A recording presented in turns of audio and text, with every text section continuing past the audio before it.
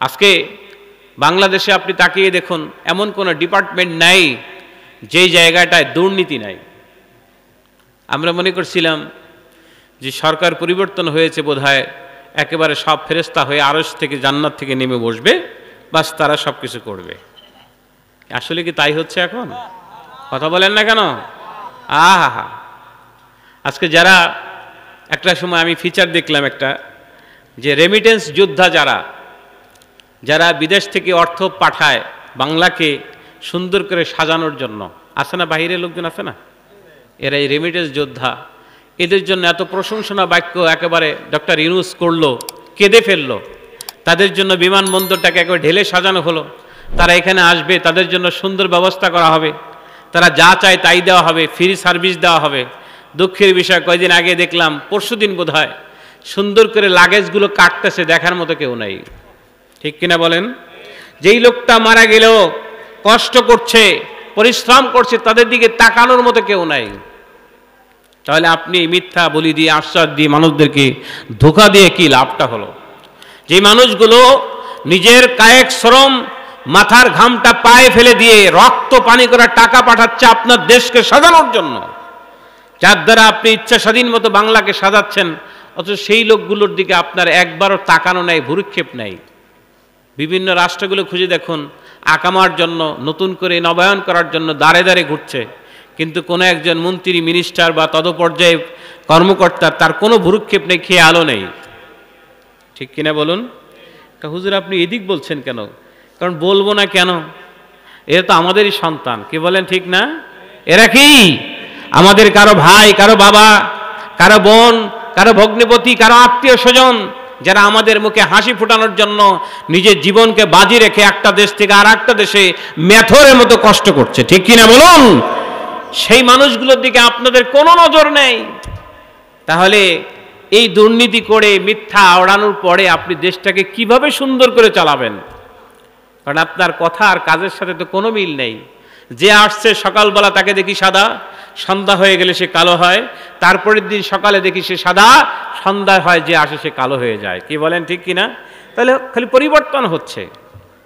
এর একটি মাত্র কারণ হলো তাদের ভিতরে দ্বীনি সহি বুঝ না থাকার কারণে। ঠিক কিনা বলুন? আজকে কাকে দাওয়াত দিয়েছেন?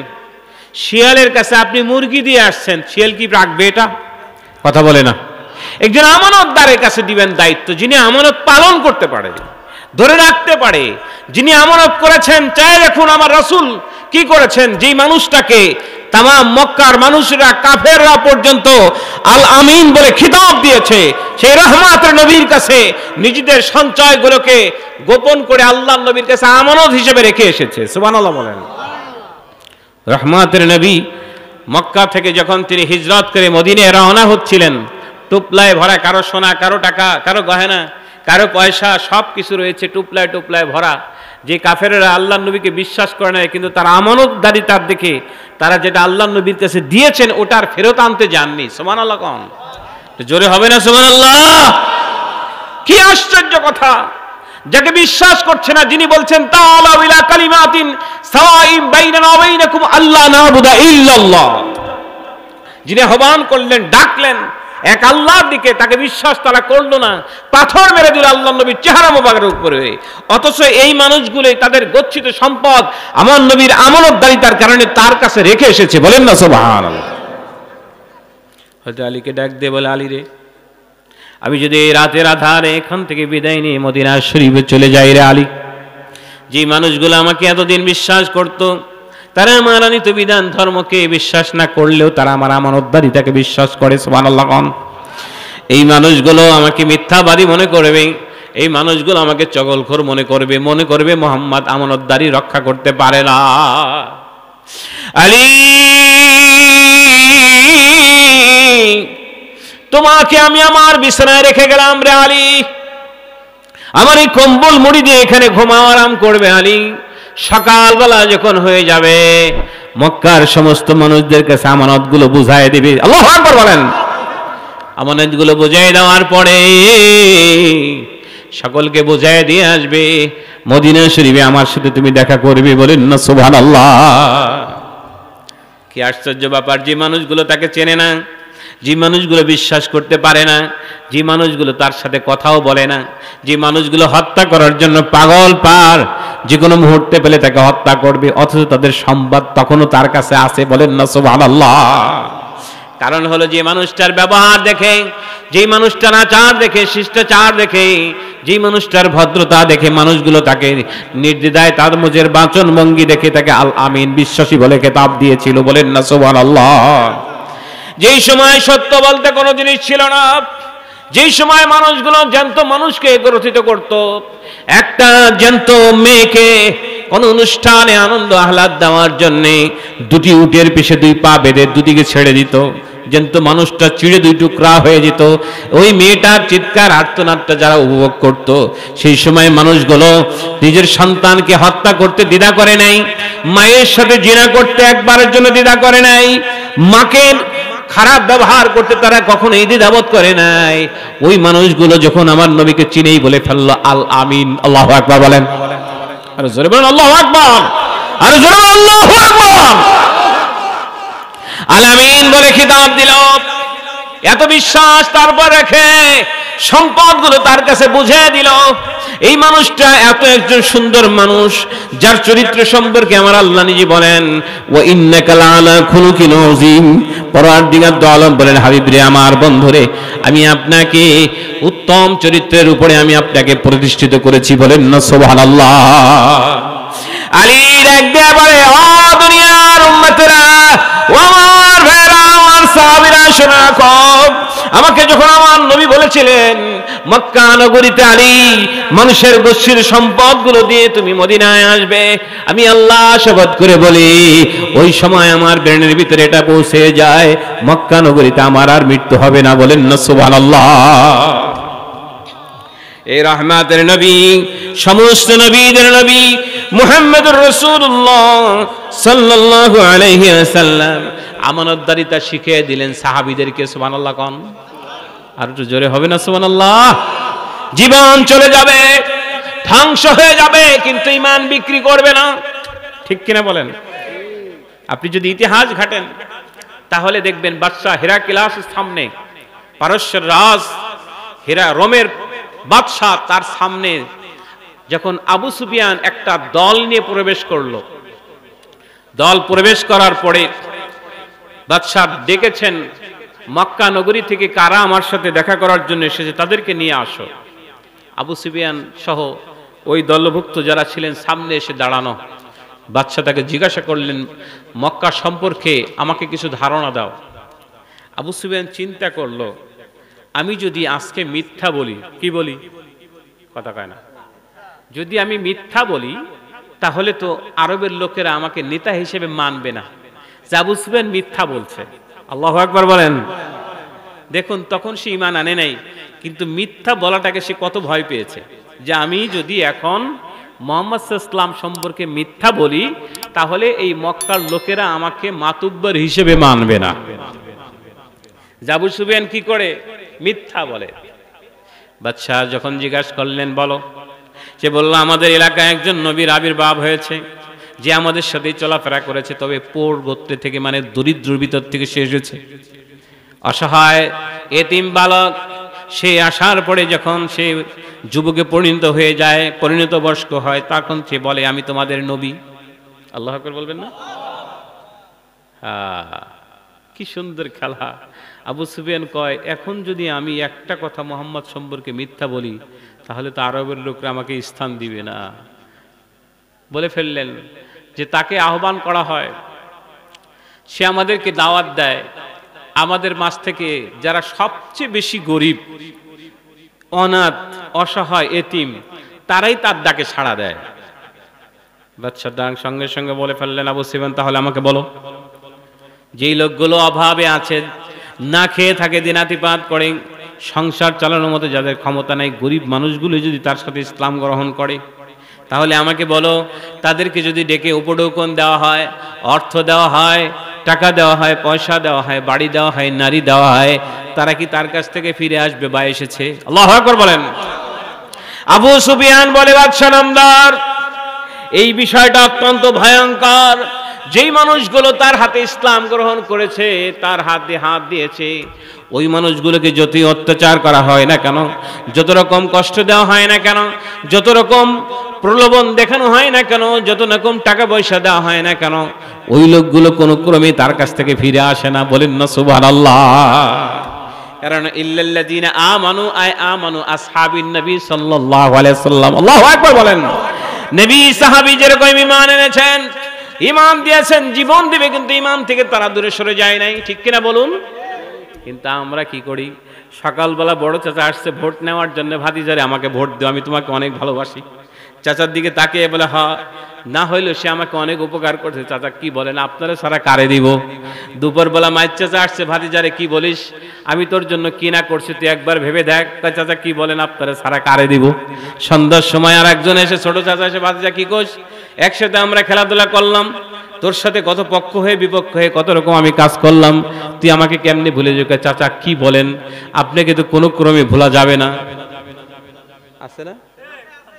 বোঝে না মনে হয় কথাবার্তা। কি আছে না? সকালবেলা একজন, দুপুরবেলা একজন, সন্ধ্যার সময় একজন। ঈমান তো অনেক পাকা, কথা কয় না। ঈমান কি? হুজুর নামাজ না পড়লে কি হবে? ঈমান মজবুত আছে না? নামাজ না পড়লে ঈমান থাকবে? কথা কয় না। ধোকা ধোকা। কি বলতেছে যে হুজুর কি বলেন, নামাজ না পড়লে ঈমানটা খুব মজবুত আছে। ঈমান এত সহজ জিনিস। সাহাবা আজমাইন রাদিয়াল্লাহু তাআলা আলাইহিম জীবন চলে গেলেও আল্লাহ নবীর আনিত বিধানকে তারা ছেড়ে দেয়নি। সুবহানাল্লাহ। আর জোরে বলেন না সুবহানাল্লাহ। রহমতের নবী উহুদের ময়দানে যখন তিনি পাথরের আঘাত পাওয়ার পরে বেহুশ হয়ে পড়ে গেলেন, আল্লাহ নবীকে সাহাবীরা ঘিরে ফেললো চতুর্দিক থেকে তীরের মতো বৃষ্টি, তীরের মতো তীর বৃষ্টির মতো আসতেছে। সাহাবীরা সব বুক পেতে দিচ্ছেন। আল্লাহু আকবার বলেন। চিন্তা করতে যা হওয়ার হয়ে গেছে, রাসূল তো শেষ, খালি জীবন দিয়ে লাভ কি, দূরে সরে যাই। বলছে না, রহমতের নবীকে এরকম ফেলে রাখা যাবে না। বলেন না সুবহানাল্লাহ। বুকটা পেতে দিয়েছেন, জীবন বাজি রেখে তীর একটার পর একটা শরীরে ঢুকছে, কিন্তু আল্লাহ নবীকে ছেড়ে চলে যায়নি। হুজুরের জ্ঞান ফিরে আসার পরে আল্লাহ নবী দেখতেছেন সাহাবীরা তার থেকে একটু সামনে আগায় গেছে, একটু দূরে হুজুরকে ছেড়ে। আমার নবী ডাক দেয়া বলে, সাহাবী তোমরা কি আমাকে ছেড়ে চলে যাবে? ইয়া রাসূলুল্লাহ, এই বললেন না, হুজুর গো তীরের যেরকম আঘাত আসতেছে এত গতিতে, ইয়া রাসূলুল্লাহ আমাদের ভেদ করে অনেক তীর বের হয়ে যায়। হুজুর আমরা একটু সরে যাওয়ার কারণ হলো এই ভেদ করা তীরটা যেন আপনার শরীরে না লাগে। আল্লাহু আকবার বলেন। ইয়া রাসূলুল্লাহ, ইয়া হাবিবাল্লাহ, আমরা কি করে আপনাকে ছেড়ে যাই নবী? আমাদের দ্বারা সম্ভব নয়, কারণ আমরা আপনার উপর ঈমান এনেছি। আল্লাহু আকবার বলেন। ইয়া রাসূলুল্লাহ, ইয়া হাবিবাল্লাহ, আমরা কি করে আপনাকে ছেড়ে যাই নবী? আপনার শরীরকে যেন আমরা সুরক্ষা দিতে পারি, আপনার শরীরে কোনো ক্ষতি না হয়, এই জন্য নবী আমরা সামনে আগায় যাই। সাহাবীরা একটা নয় দুইটা নয়, হযরত তালহা রাদিয়াল্লাহু তাআলা আনহু 90 মতান্তরে 70টা তীর শরীরে ভেদ করে শাহাদাত বরণ করেছে। তাহলে সেই ইমানদার আছে নাকি? কথা কয় না। সেই ইমানদার আছে দেশে? আহা, মিছিলের সময় দেখবেন লক্ষ লক্ষ মানুষ, ওরে বাবা রে বাবা, অমুক ভাই তমুক ভাই মায়ের তলে মাটি নেই জিন্দাবাদ করে মিছিল দেবার তালেই থাকে। রাস্তা দিয়ে কুদি মারতেছে, যখন রাস্তাটা পটকা পড়েছে একটা মনে হয়। কি বলেন ঠিক না? রাস্তায় যখন পটকা পড়ে দেখবেন এমন, কি বলেন আপনারা, দিনের জন্য সব কিছু করব, আমাদেরকে অবজ্ঞা করতে থাকে। পীর মাশায়েখরা এগুলা জিহাদ চায় না, দিন দলিল এগুলা চায় না, তারা ইসের ভিতর থেকে, পর্দার ভিতর থেকে, খানকার ভিতর থেকে কত রকম কথা বলে, কটূক্তি করে। কি বলেন করে না? এরা তো এগুলা পছন্দ করে না। আরে মিয়া সাহেব, জিহাদের মূল বিষয়টা তুমি জানো? রাসূল ইসলাম বলছেন, রাজানা মিনাল জিহাদিল আকবার ইলা জিহাদিল আসগর। যুদ্ধ, রাজানা মিনাল জিহাদিল আসগর ইলা জিহাদিল আকবার। যুদ্ধ করলেন, যুদ্ধ করে রক্ত ঝরালেন, শহীদ হয়ে গেলেন। এই সাহাবীদের জিহাদ শেষ হওয়ার পরে রাসূল পাক সাল্লাল্লাহু আলাইহি ওয়াসাল্লাম বললেন, চলো ফিরে যাই ছোট জিহাদ থেকে বড় জিহাদের দিকে। বলেন না সুবহানাল্লাহ। সাহাবীরা গিয়ে বলে, ইয়া রাসূলুল্লাহ, হুজুর বিআবি আনতা উম্মিন, আমার পিতামাতা আপনার কদমে উৎসর্গ হোক নবী। আপনি কি বললেন বিষয়টা আমরা বুঝতে পারলাম না। একটু আগে তরবারি দ্বারা কাফেরদের সাথে আমরা যুদ্ধ করলাম, শত শত কাফেরকে হত্যা করলাম, নিজেদের মাঝ থেকে অনেকে শাহাদাত বরণ করল নবীর তরবারির মাধ্যমে। এর থেকে কি বড় জিহাদ আবার কোনো কিছু আছে? আল্লাহু আকবার বলেন। আল্লাহ নবী ডাক দেয়া বলে, সাহাবী,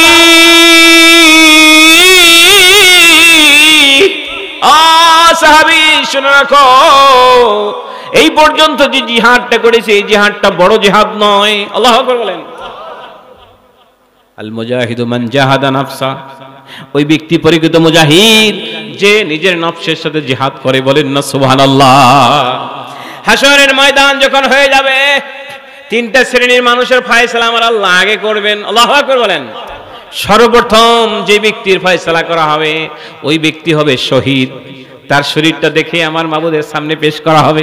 আমার মাবুদ দেখতে বলেন, বান্দা কি করেছে? আল্লাহ কি বলেন?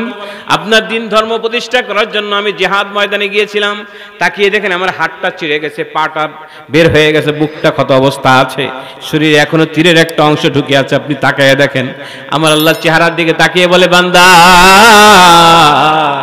দুনিয়ার বুকে তুমি জিহাদ করেছিলে, মানুষ তোমাকে জিহাদ বলার পরে তোমাকে শহীদ বলবে, অথবা তুমি যদি বিজয় হতে মানুষ তোমাকে গাজী বলবে। এই কারণে তুমি যা পাওয়ার আশা করেছিলে দুনিয়ায় তোমাকে দেওয়া হয়েছে, আখিরাতে হবে না। জোরে বলেন না নাউজুবিল্লাহ। হায় রে বন্ধু, আবার দ্বিতীয় নম্বর ব্যক্তি কারি, মুহাদ্দিস, মুফতি, যিনি সমাজের ভিতরে মানুষদেরকে ইলমের দর্শ দিয়েছেন, সুন্দর সুন্দর বাচন ভঙ্গি দিয়ে মানুষদেরকে মাইলান করেছেন, মানুষদেরকে সঠিক রাস্তা বাতলিয়েছেন। ওই মানুষটা যখন হাশরের ময়দানে দাঁড়িয়ে যাবে, আমার মাবুদ প্রশ্ন করবেন, আপনি কি করেছিলেন? পিছনের সমস্ত নিয়ামতের কথা মনে পড়ে যাবে। লোকটি দাঁড়িয়ে বলবে, মাবুদ, আমি ইলম অর্জন করেছিলাম, পৃথিবীর মানুষকে আমি দ্বীনের দাওয়াত দিয়েছি, হিদায়াতের কাজ করেছি, কোরআন তেলাওয়াত করেছি, নামাজ পড়েছি, মানুষদেরকে শিক্ষা দিয়েছি। আমার আল্লাহ বলেন, তুমি মিথ্যাবাদী। নাউজুবিল্লাহ কোন? জোরে বলবে না নাউজুবিল্লাহ? হ্যাঁ, তুমি মিথ্যাবাদী। হায় হায়, সারা জীবন মানুষকে আমি দ্বীনের দাওয়াত দিলাম আর আল্লাহ বলছেন মিথ্যাবাদী। ধরে দিলেন আমার মাবুদ, তুমি যে মিথ্যা বলেছো তার প্রমাণ হলো পৃথিবীর মানুষ তোমাকে ভালোবাসবে, মানুষ তোমাকে ভালো কারি বলে জানবে, মানুষ তোমাকে সেলিউট দিবে, সম্মান করবে, মানুষ তোমাকে মোহাব্বত করবে, মানুষ তোমাকে সম্মানের শিখরে বসাবে, চেয়ার দিবে, ইস্তেকবাল জানাবে, মারহাবা বলবে, তোমাকে সাপোর্ট করবে। এই চিন্তা তোমার ভিতরে ছিল। বান্দা, যে আশাটা তুমি দুনিয়ায় করেছো এই আশাটা তোমার দুনিয়ায় হয়েছে, আখিরাতে জিরো। জোরে বলেন না নাউজুবিল্লাহ। আহা, এরপরে আসবে দানবীর, যিনি দান করলেন সমাজের ভিতরে, লক্ষ লক্ষ কোটি কোটি টাকা দান করলেন, মাদ্রাসা করলেন, মসজিদ করলেন, এতিমখানা করলেন, লিল্লা বোর্ডিং করলেন, এতিম অনাথদেরকে সহযোগিতা করলেন, শীতবস্ত্র, কম্বল, খাতা বালিশ সব বিলালেন। এই ব্যক্তি যখন হাশরের ময়দানে দাঁড়িয়ে যাবে, পরওয়ারদিগার দু আলম তার পিছনে নিয়ামতের কথা স্মরণ করায় দিবেন। আল্লাহু আকবার বলেন। আমার মাবুদ ডাক দিয়ে বলে, বান্দা বলো কি করেছো? পরওয়ারদিগার দু আলম, আপনার আনিত, আপনি যে রিজিকগুলো আপনি আমাকে দিয়েছেন, এই রিজিক সেগুলো থেকে আমি খেয়েছি, মানুষকে দিয়েছি। যে অর্থ আপনি আমাকে দিয়েছিলেন, অর্থের পাহাড় আমি করেছিলাম, ঠিকই মানুষ থেকে আমি দিয়েছিলাম, দান করেছিলাম। অনেক মাদ্রাসা করেছি, মসজিদ করেছি, লিল্লা বোর্ডিং, এতিমখানা, সব কিছু আমি করেছি মাবুদ, আমি তো এগুলো সব করে এসেছি। আমার আল্লাহ বলে, তুমি মিথ্যাবাদী। কি কথা কয় না?